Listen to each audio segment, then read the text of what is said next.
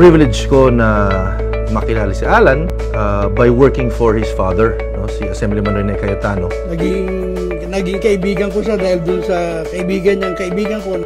Nakilala ko si Alan at saka yung mga kapatid niya dahil yung the late father nila ay kag-golf po for a long time.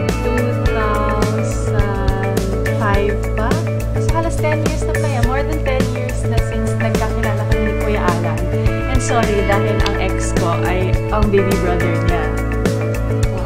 Nakilala ko si Kuya Alan. Sa yung brother-in-law niya, si JR. Yes, teammate ko siya sa Gilas. Inspire niya ako na mag-take ulit ng bar. Wala siyang pinipiling kaibigan.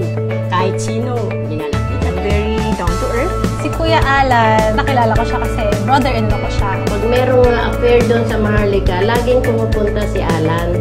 Kaya Alan ang tawag ko kasi parang anak namin sila. Wala isang may gina-istorya nga iban kundi ang pagbulig sa tao. Makikita mo yung fire niya, yung iba ang impression niya, parang arrogante ang dating, no? He's the exact opposite, no? Sa mga probinsya, like Davao, or kakain sila sa restaurant ni Ate Lani sa labas, parang i-message lang kami, "Oy, may gusto ba kayo?" May time na may passion nga dito. Sabi niya, "Tatay, pwede ba ako makibasa dyan?" Sabi ko, natural naman. Kahit kanino pwede yan yun, nakibasa nga siya dyan. Minsan may rally na papunta yata ng embassy. Pero parang nakalimutan yata niya na Amerikana ang nanay. Nakilala ko siya. Nakita ko yung lighter side ni Kuya Alan. Hindi po pwede magkaroon ng kumpulan na kwento ko na hindi nag-joke yan, di ba? Lagi siyang punchline, lagi. Minsan have, minsan wale. Ano talaga yan eh, mahilig sa basketball. Ayun, yun ang talagang hilig niya. Ang ginagawa niya, nagle-lay up. Sa free throw. Sa free throw. But I think yung basketball niya walang hilig sa kanya. So, Pero kompletong gear yun. May headband. Tapos may wristband, naka-goggles. Si Kuya Alan, si Labanos man.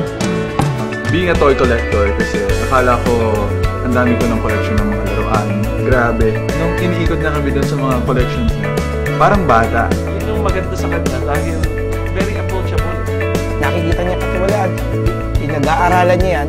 Kinakailangan paglaban, kahit sino pa yan, kahit makapakataas pa ng posisyon yan, ipaglalaban niya. Marami na rin siyang napaglaban issue tungkol sa amin, lalo na yung discrimination. Lagi niyang inuunang bayan kaysa sa sarili. Marami akong nakikita sa buhay niya, sa paninindigan niya, na makikita mo simulat sa pool nung bata pa siya. Mahilig sa dasal yun. Nagdadasal siya bago gumawa ng, bago mag-uusap, bago kumain, bago maglaro, dasal.